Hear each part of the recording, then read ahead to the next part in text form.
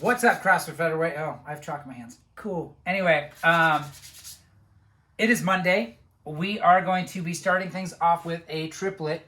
And let's take a look at the board and we'll break it down. So our rep scheme today, it's going to go 3, 6, 9, 12, 15. So us sending reps of power snatches at 135 and 95, depending on your implement. If you have a barbell and you have access to plates and you can do all that stuff, use it. If you have dumbbells or if you have kettlebells or if you have a backpack or something else, the intention here is these should be heavy-ish, like moderate weight, not heavy.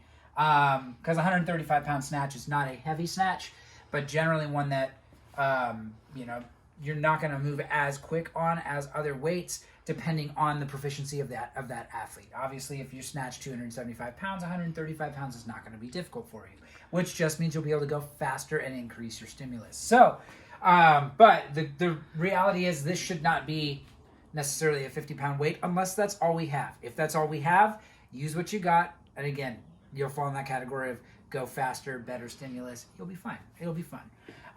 So power snatch, handstand push-ups, and a 200-meter run for every single time you go through this.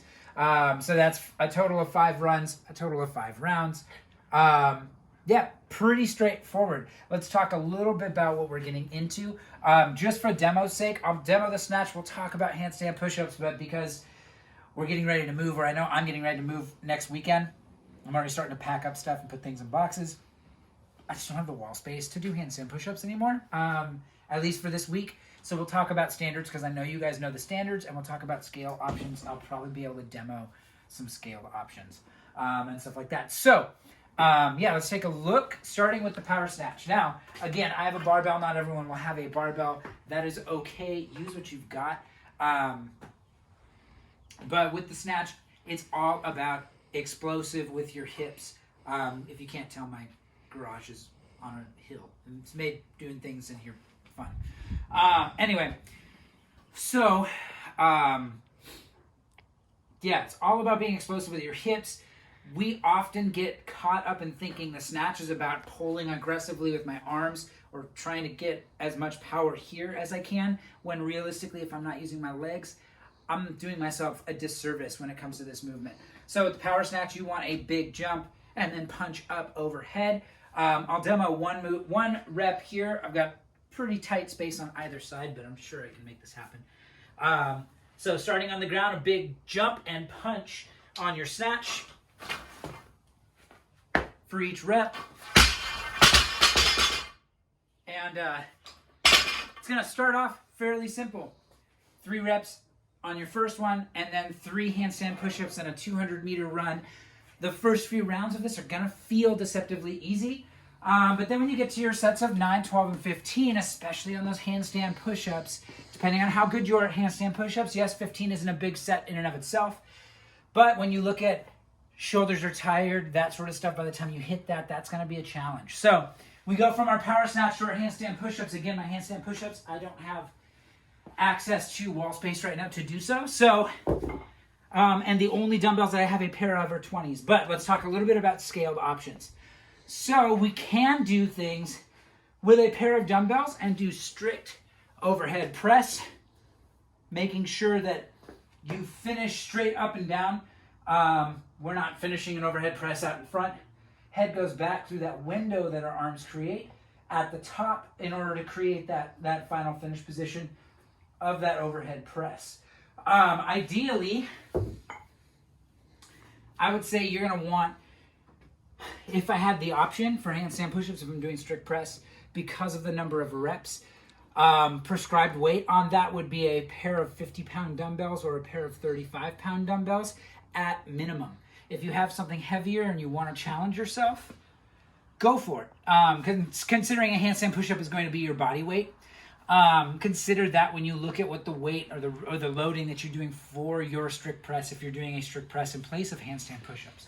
Now, if you want to, you can always do them piked on the floor as well. So, in a piked position, my old coach Curtis used to call these Miley Cyrus push-ups. Yeah. So, hips are high in the air. I'm up on my toes. I'm shooting to bring my forehead down to about level with my fingertips and then pressing back up. Now what you're trying to think about is simulating that same sort of finish position as the top of a handstand push-up, which means that I'm not finished here. I have to have my head through that window that my arms create, just like the top of a push press, strict press, jerk, whatever it might be. So you really want to think about on your way back up, doing your push-ups in this position, trying to send your head back and through your arms to do your best to simulate that full range of motion. Now you can make these more challenging by, say, using a box and putting your feet up on the box. That's going to help to stack your hips further over your shoulders and get you closer to what it's like to actually be vertical on that wall and pushing or pressing from that position. Not everyone has a box, but you can use a bench, you can use a chair, you can use anything to get those feet up and get your hips elevated further. That will make your handstand push-ups or your substitute for them much more challenging. If you have a place to do handstand push-ups and you're good with that, awesome, do those things. Big things to think about at the top. The only thing that's touching the wall on my handstand push-up is my heels.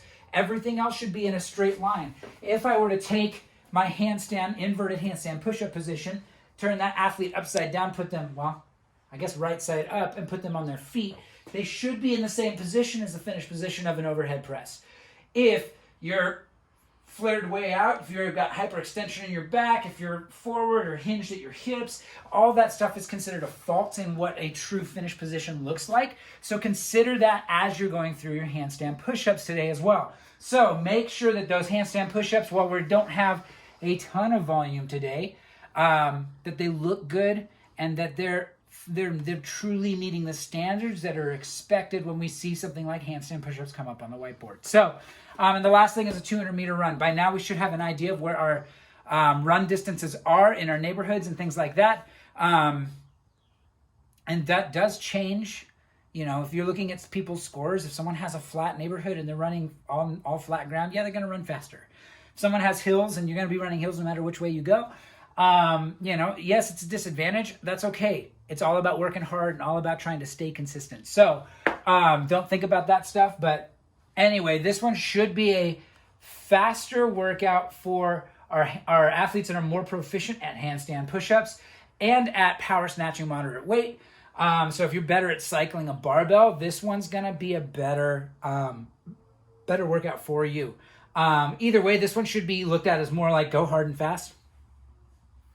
And when we get to those later rounds, especially the 12 and 15, when it gets a little harder and you're dealing with a little more muscle fatigue, be smart about how you break these things up. So you might deviate to doing your snatches and singles and just dropping the bar every time. You also might deviate to your handstand push-ups. Break before you fail. When you hit failure on something like a handstand push-up, it takes a long time to get those back. And if you have 13 reps left of your round of 15 and you hit that failure point, it's going to take you quite a while to churn out the rest of those reps. So knowing that, have that plan, whether it's break it up into 5, 5, and 5 for my last set of 15. Maybe I'm doing sets of 3, something else like that. Either way, have a plan, know how you're going to attack it, and plan in some of that rest so you don't hit that failure point on your handstand push-ups. So again, starting at the top, going through the whole workout, rep scheme 3, 6, 9, 12, 15 of power snatches, 135, 95 if you can, or just go heavy-ish. And handstand push-ups and a 200-meter run for each round. Once you finish that last 200-meter run, time. That's your score. So that is what we are getting ourselves into today. It's going to be a fun one, guys. Hopefully the weather stays nice and we can get some sunshine while we're out on those runs. And anyway, looking forward to keeping you guys updated on the gym and everything that we're doing there. This week should be a big week for moving forward and getting stuff closer to being dialed in and ready for that reopen, whenever that reopen happens. But just as always, love you guys. Thank you so much for all of your support for the gym and everything through this season. And more than anything, let's have a good workout. Let's get after it.